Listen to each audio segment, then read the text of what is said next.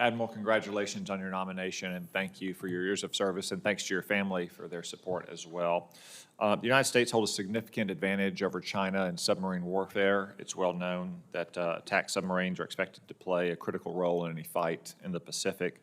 The current production rate, though, of Virginia-class submarines is only 1.2 per year. That's behind the Navy's stated goal of 2 per year.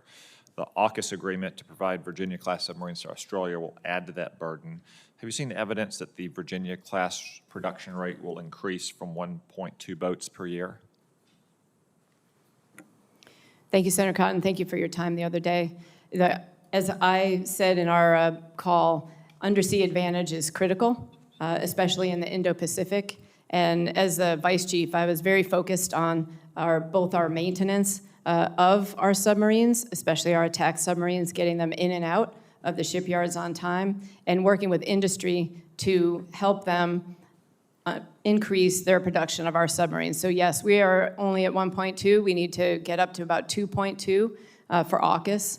So again, continuing to partner with industry to get after their biggest challenges that's my focus. So working on workforce development, making sure that we can go out and recruit the people that help them recruit the people that they need to do that is critically important. Data analytics to understand throughput through the shipyard so we can be more effective with the workforce that we do have. And then making sure that they have all of the long lead time materials, the parts, the spare parts that they need to be able to move through that production line very quickly. And in our budget, we have requested some of these parts in a rotatable pool of materials to make us more effective getting our ships and submarines out on time.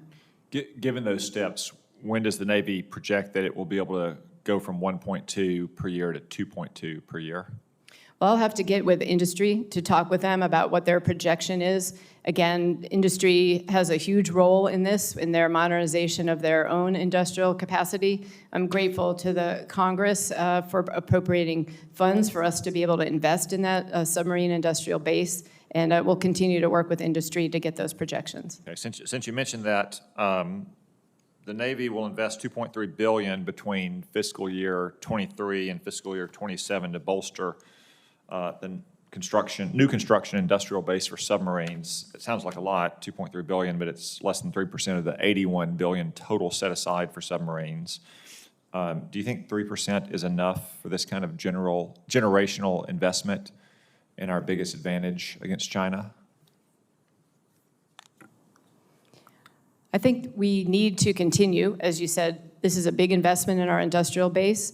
As we continue to modernize our industrial base through our own SIOP program and continuing to work with industry to gain the capabilities they need to deliver our ships on time, that's my focus area. And as I continue to work to develop a balanced budget that gets after our really critical capabilities, including submarine warfare, I will continue to do that and provide that information to the Secretary and the Chairman. How do you think industry might benefit from a bigger investment than just that 3% investment? I would have to defer to the industry leaders and the CEOs on how they would plan to use that investment and how they would make sure that it is going to the production capabilities, but also the workforce development that they need to be able to increase their production capacity. Okay. OSD Cape and the Navy have recently completed a submarine industrial base 2025 study looking into the specifics of the plan and funding to achieve the AUKUS goal to develop at least 3 Virginia-class boats for Australia. Have you been briefed on the results of that SIB 25 study? I have not yet been briefed on the study, but I will get briefed on it, and if confirmed, I will continue to work to better understand it and what we need to do with it. It's a little surprising to me that in your current role and nominated role that you haven't been briefed on that yet. Do you know why Cape and others in the department wouldn't have briefed you yet? I think it's just my own bandwidth capacity right now. As you know, I'm performing the role of the Vice Chief of Naval Operations and the acting CNO right now, and as soon as I get back, I'll make sure I get that brief on my calendar. Okay. Well, thank you. I think that is important for you to get briefed on it. Like I said, I'm disappointed the department has not already briefed you on it. I think they should. And for that matter, I think they should brief us on it as well because we're in the same boat, so to speak, as you are. So I ask the chairman to take the steps necessary to ensure we get the same briefing that I believe the Admiral deserves as well. Thank you, Admiral. Thank you, Senator Cotton.